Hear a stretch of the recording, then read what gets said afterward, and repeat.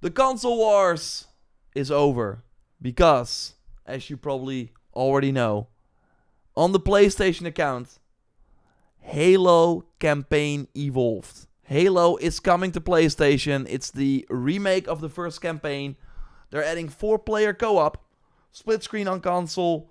Yeah, of course, it looks way better. They're adding 9 new weapons from across the series to this campaign. Yeah, the 3 new prologue missions. They're really remaking it, and yeah, it will of course be wild to play this on a PS5. And yeah, the PS5 Pro version is likely the best console version they're gonna put out, so that's also crazy. But obviously, it's also coming to PC and Steam and other PC platforms, or Xbox and Steam and other PC platforms. So big stuff, big stuff. But what does that mean for the future of Xbox? Because at this point, you're like, why would I buy an Xbox if I can play all these games on PlayStation as well? And I really think that with Halo coming over, we already had Gears, we already had Forza Horizon. There's no discussion anymore. Blade, Fable, Gears of War EA, Starfield, they're all coming. Every Bethesda game, they're all coming to PlayStation. Maybe not all day one, because Forza Horizon 6, for example, is not coming day one. I think that it's just for technical reasons, that they just cannot make a PlayStation version at the same time and still launch in the window that they want. But yeah, eventually all these games are coming over. But Microsoft still has a plan, that they are not backing out of the hardware business. And we actually have a brand new report here from Jess Gordon at Windows Central. A link to this article is in the video description for if you want to read it for yourself. I want to go over some of the things that I found very, very interesting. So basically, what is this next Xbox going to be? And I still think that even though we could say, okay, Xbox is out, especially during the Xbox Series generation, like the Series, they even raised the price again. It's more like a Series X with a 2TB hard drive is the same price as a PS5 Pro, even though the PS5 Pro also has a 2TB hard drive. It doesn't make sense anymore. We learned that Xbox needs a 30% profit margin on all the things they do, so that is likely what it's costing. All the price increases, Game Pass, of course, going up. They still have a plan, though, and I do think, even though in this generation there's no competition for Sony anymore, the next generation will be very interesting, and I do think they're gonna go focus on a different sort of strategy that will force PlayStation maybe to change the way they do business, and I think that could be huge.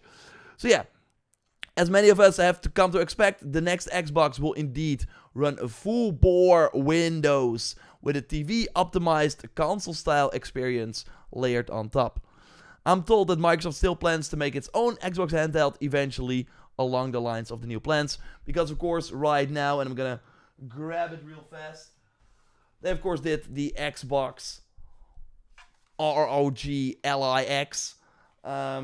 And yeah, I'm gonna boot it up as well, because this is actually, as I've been saying as well, this is a proof of concept. This is what the future of Xbox will look like. Not in particular like Asus related, but in terms of like ease of use and what the overall platform UI will be and philosophy behind it, basically. So if we go back to the article, indeed, the Xbox Li and X with a full Xbox or Xbox full screen experience is essentially what the next Xbox will look like. Similarly, the Xbox full screen experience will allow you to exit out of full Windows if you want to and run competing stores like Steam, Epic Game Store, Microsoft's own Battle.net, the Riot client, etc., etc. They even know that you can run Adobe or Microsoft Office on the next Xbox. Again, it's basically a PC, but it's better. Like, this is really only a PC. But the next Xbox will still be an Xbox. Let's continue. Where the next Xbox will differ is that it will feel like a traditional Xbox out of the box. If you choose, you can remain fully inside the Xbox ecosystem and never touch Windows itself. Exiting out of Windows will be for those who want to access the game traditionally not available on Xbox, including PlayStation games on Steam. Yeah, you will be able to play Spider-Man 2, basically all the games Sony released. Just like here, like for example, here, if we go back to the Li, you see the Spider-Man icon here. Like, that will be the thing. You will boot up your next Xbox. Yo, these are the games you have installed, and they can be on Steam, they can be on Game Pass, So yeah, including Sony games, which of course kind of wild. Yeah, you'll be able to run PSC titles, Ghost of Tsushima, next Xbox. You'll be able to play World of Warcraft. Okay. But the new Xbox will also run all the games currently available on the Series X as library. This means all the OG Xbox backwards compatibility titles, all the 360 backwards compatibility games, all the Xbox One backwards compatibility games, and all current and future Series X and S titles. These games will run natively on the new Xbox and launch seamlessly via the Xbox launcher library. Because that's not the case on the ROG Xbox Ally. I bought a lot of games on my Xbox Series or the Xbox One that I cannot play here because it only sees my PC library. But that should change with the new Xbox, which is kind of huge. But it gets more interesting, and this is where I think they might force Sony to change as well, or at least it will be a big differentiating factor.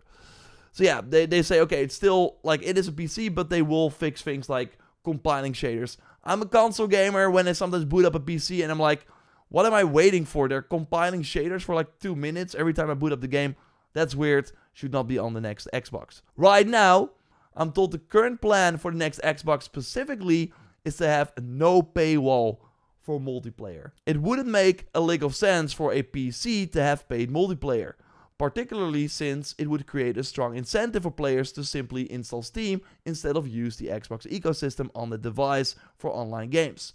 It remains to be seen if that plan actually plays out into the reality. That's of course huge.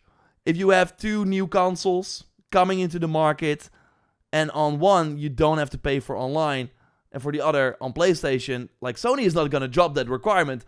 They're making bank on PlayStation Plus. Xbox, of course, making bank on the Game Pass side of things as well. But yeah, you could argue that their whole strategy, I don't know the numbers, but I would imagine that people on the Xbox side, if you are playing online, if you are an engaged person like that, you might already have like a higher tier Game Pass already to also get access to some of the older games. Maybe not the premium, like the new $30 level, but still the $15 level could be the thing. For PS Plus, the essential thing, because PS Plus is just really, like, it's extra and premium, it's really just an added thing for people who want a big library of games. A lot of people just have it for the online multiplayer, and if Microsoft can come out and say, yo, on our platform you can play the same games as on PlayStation, but you don't have to play for online, that could be pretty big. And again, another big thing that we've been saying as well, and that is also the case here on the Xbox Ally. Like, if I go to the apps here, my apps, you see all the different game stores. So basically, if you own the new Xbox, you can be like, okay, this game is now out on Steam, or I'm basically looking for a particular game. I can go to every freaking store, see what the best price is, and buy it there. On PlayStation, you are stuck with the PlayStation Store and whatever Sony feels like to charge you for that game. And again, I really think the next, like, competition will be really about, basically the 2 consoles will probably be the same. It seems that the new Xbox will be a bit more powerful, but likely more expensive as well.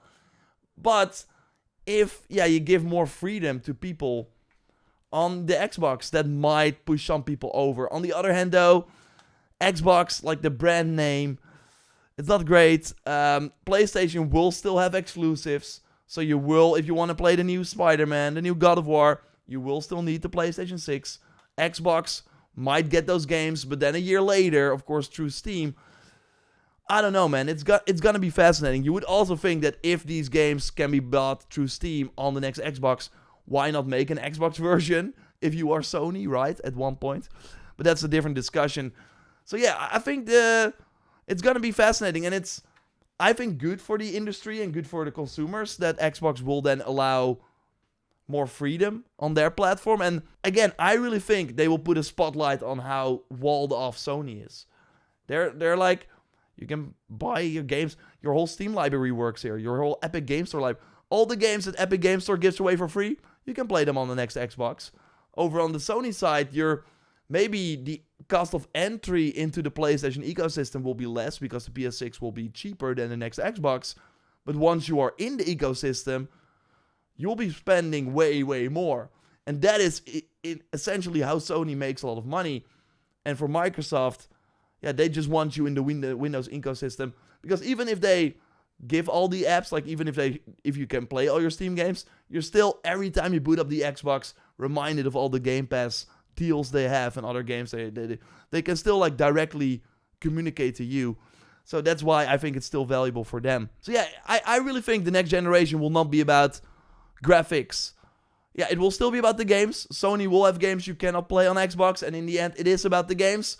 But there will be people that maybe don't really care about that and will be like, okay, but I want to have more choice. Whoa, all my Steam games work here? That's appealing to me. I'm really curious to hear your take, of course. Let me know, and subscribe for more.